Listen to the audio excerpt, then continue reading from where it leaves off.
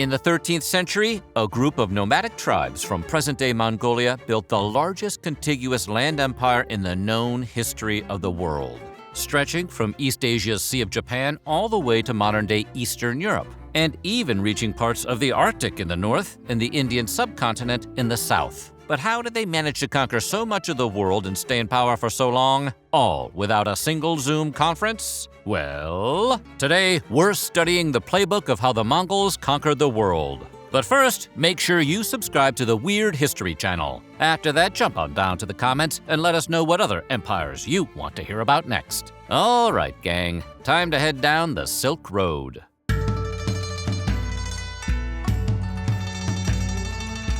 In the 12th century, the area that makes up Mongolia, Manchuria, and parts of northern China was settled by 5 different powerful tribes and controlled by a Chinese dynasty known as the Jin Empire. For strategic purposes, the Jins encouraged disputes among the tribes and kept them preoccupied battling one another. It is a strategy that works equally well on the playground. One of these nomadic tribes was the Mongols, and for years they were locked in clashes with a rival group, the Tartars. A young Mongol leader named Temujin, the son of a chieftain, rose rapidly through the tribe's ranks following a string of military victories against the Tartars and other foes. By 1206, he had succeeded in uniting many of the tribes under his command, and he adopted the title of Genghis Khan, which roughly translates as universal ruler. What? Did you think it meant modest guy? Genghis Khan and his cohorts devised a number of innovative strategies that helped them amass land and loot. But the Mongols also came into the fight with some natural advantages.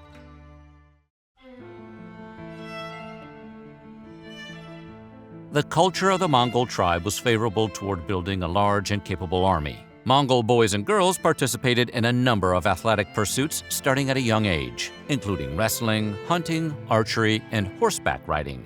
By the time they were adolescents, most Mongols were not only proficient riders, but were able to handle weapons like battle axes, spears, daggers, swords, and bows and arrows. Most of us were lucky to place in a spelling bee at that age, but we've all got our strengths. The empire first started its rapid expansion in the early 13th century. At that time, the steppes, the typically cold, dry Central Asian grasslands on which the Mongols lived, experienced far warmer and wetter weather conditions than normal. The unusually favorable weather likely aided them in breeding more horses and livestock, which in turn enhanced their military strength and preparedness down the road. So, yay climate change? There was the ancient network of trade routes known as the Silk Road to consider.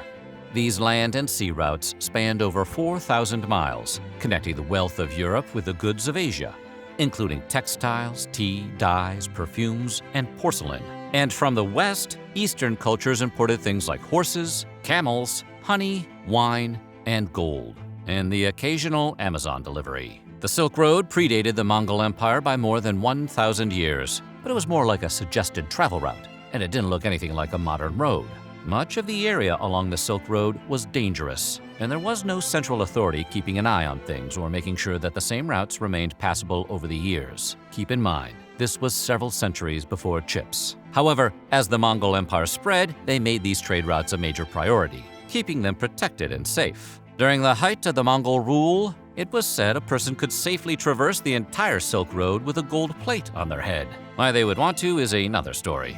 This not only made the Mongols popular among the mercantile class, but had some real advantages to the long-term health and success of their empire. Taxes collected from those trades along the route provided a major economic boost. The Mongols also introduced way stations, where riders could rest and even acquire fresh horses for the remainder of their trip. They were basically truck stops where you could also trade in your car. In turn, the Silk Road allowed information, knowledge, culture, and even religion to spread rapidly around the empire, which was vital for retaining power.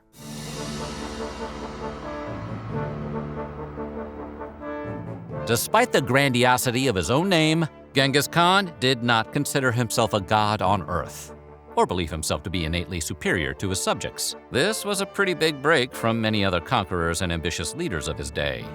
Instead, he believed that his mission was to unite the world under a single banner. Thus, all laws within the Mongol Empire supposedly applied to Khan himself as well. Sure they did, Genghis. However, this also made his army something of a meritocracy, because success in battle and teamwork was prized above your birth clan or social rank. In other words, the only thing that matters is how much ass you can kick.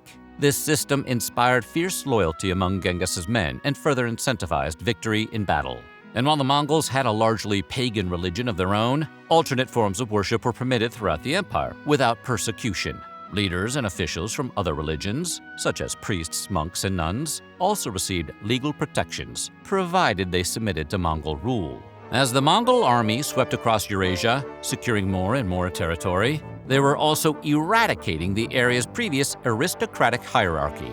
The noble families who formerly owned and managed the land were replaced by government officials who would rise to positions of prominence through their accomplishments rather than by birthright. For the first time, locals who had been born into low-status families had the ability to advance through the Mongol socio-political system, becoming more educated and better compensated. But how was their dental plan?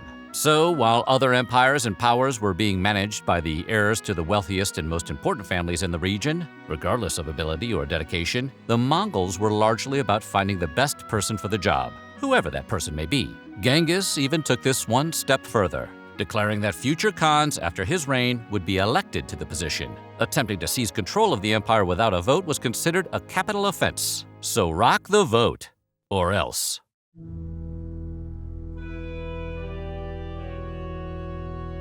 Genghis's military used tried-and-true strategies and tactics that had been developed during the tribal wars in Mongolia and Manchuria, but with updates and innovations to suit a more permanent army. For the most part, the Mongol army was composed of light horse archers, with a lot of mobility in battle. They could remain outside the reach of the opponent's weapons while pelting them steadily with arrows, and often wouldn't go anywhere near their foes until the enemy's formation was already broken and the battle was almost won. This desire to keep distance between their forces and the enemy made the element of surprise particularly important for the Mongols, who would often ambush or encircle their opponents to make the most out of their low numbers. Additionally, spies and espionage tactics were used to gather intelligence about a foe's capabilities and whereabouts prior to an attack. Mongol scouts would travel up to 70 miles ahead of their armies to search for potential ambushes and other obstacles. Espionage. Who's the James Bond of the Mongol Empire? And what did they drink?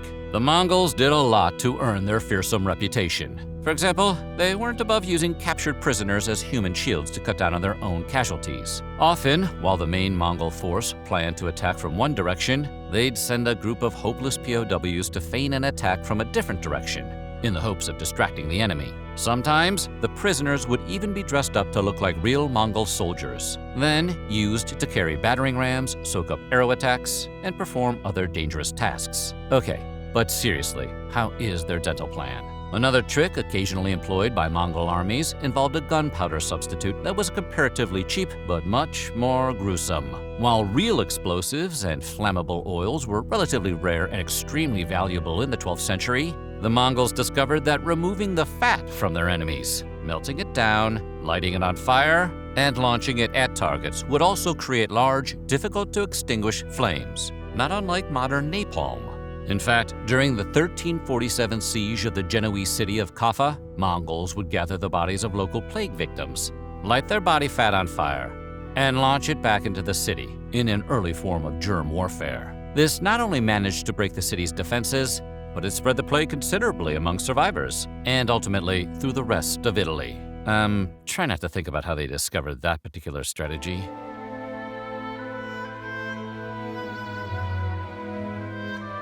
Sometimes, a terrifying reputation is more formidable than any weapon of war. When Mongol armies were facing particularly defiant foes, they would wipe out the entire local population, including women, children, and animals. Harsh. While committing these atrocities, the Mongols would allow a few survivors to escape and spread the word, making other cities and communities less likely to put up opposition. Sometimes, they would also offer clemency to populations that surrendered right away, in the hopes of avoiding a costly battle altogether. Remember the beginning of Batman, where Batman lets the one guy go and says, "I want you to tell all your friends about me"? That was Genghis Khan's primary strategy. This approach allowed Khan and his successors to win battles even when they were significantly outnumbered. In fact, the Mongols kept their armies relatively small specifically to make them more flexible and maneuverable. Their cavalry was divided up into 10,000-man units, known as tumens. In most cases, these tumens were given missions and goals completely independently of the rest of the group. For particularly large assignments, Sometimes Tumans would join forces to create larger armies, but it was rare to see more than 2 or 3 of them together for any major task. So, to recap, splitting up on the battlefield can be helpful, although it is still never the thing to do in a Scooby-Doo mystery.